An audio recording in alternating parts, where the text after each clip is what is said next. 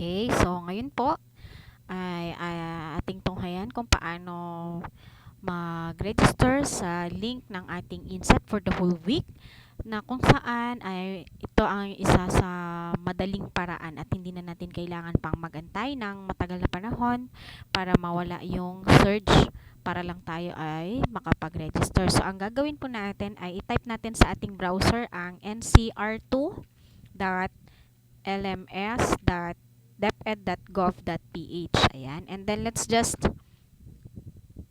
okay, so enter natin. So supposed to be ito yung lalabas computer. Ayan. So all we have to do is to type our Microsoft account, which is dapat yun yung ginamit natin nung tayo ay nag-activate ng account natin sa DepEd Commons. Okay, so eto, login using your account on DepEd Commons Teacher, click natin. Okay, so lalabas na to sa ating browser and you have to encode your Microsoft account and your password. And then once na na-encode mo na, just click login. Okay, so kapag nag-appear na yan, just click authorize. So automatic, ito na yung lalabas sa ating browser, ay sa ating computer. Ayan. So pwede nyo na siyang i-explore. So makikita nyo dyan, may mga dashboards, achievement. Ayan, you can also edit your profile. But of course, depende na yon if you still have more time to explore it. But then, we can explore more of this kapag natapos na yung ating in-service training. Okay? So, pagpasok natin kanina, nakita na natin dito agad na may pangalan na tayo. Wala na tayong ginawa, wala na tayong in-encode pa na names natin or profiles natin. Just because inactivate ko yung DepEd Commons account ko, nagkaroon na sila ng record sa akin. Just because of our Microsoft 365 na ang naglabas naman ay ang DepEd Central. Then, punta lamang tayo sa ating site home. Alright, and then ayan. Hanapin po natin, makikita nyo po itong course categories. Ayan. Okay, so click lang natin yan. Puntahan po natin yung ating division. Kung saan po kayong division nakakabilang. Okay. So sa amin, dito po ako sa Marikina City. And I will click my school, Fortune Elementary School. Ayan. And then lalabas na po yung etong portion na ito. Okay, so I will just type INSET. Lumabas na ngayon to sa ating computer. And then, let's just click access. Ayan, enrollment key is NCR, capital po lahat, and then enroll me. Okay, so from here, lalabas na dito lahat yung ating mga scheduled inset natin from day 1 to 5. So as you can see here, they have the announcements and the memo. Okay, so pwede kong i-click to, day 1. Okay. So pag click natin yung day 1, lalabas to.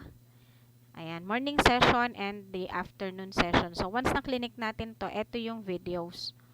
So, kung halimbawa, nag-lock yung internet mo or meron kang ibang ginawa this morning or this afternoon at gusto mong i-replay yung video, just click it.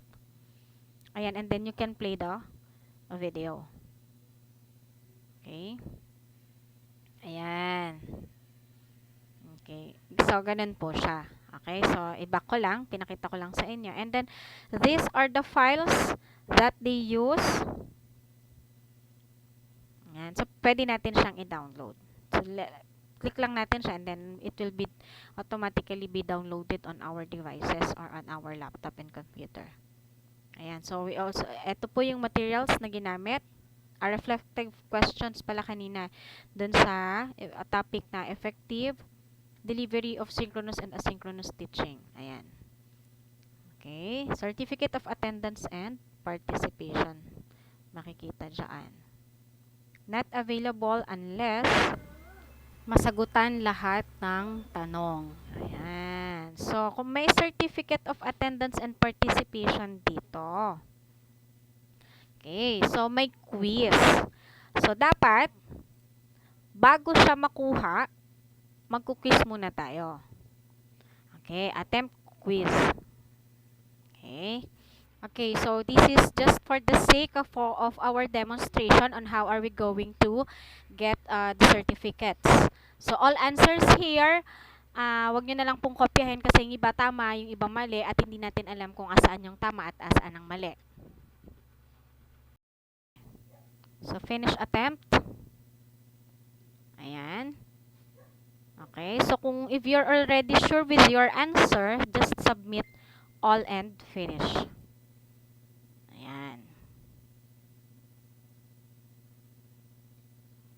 Okay, so halimbawa, mababa yung score mo, you have an option to attempt quiz.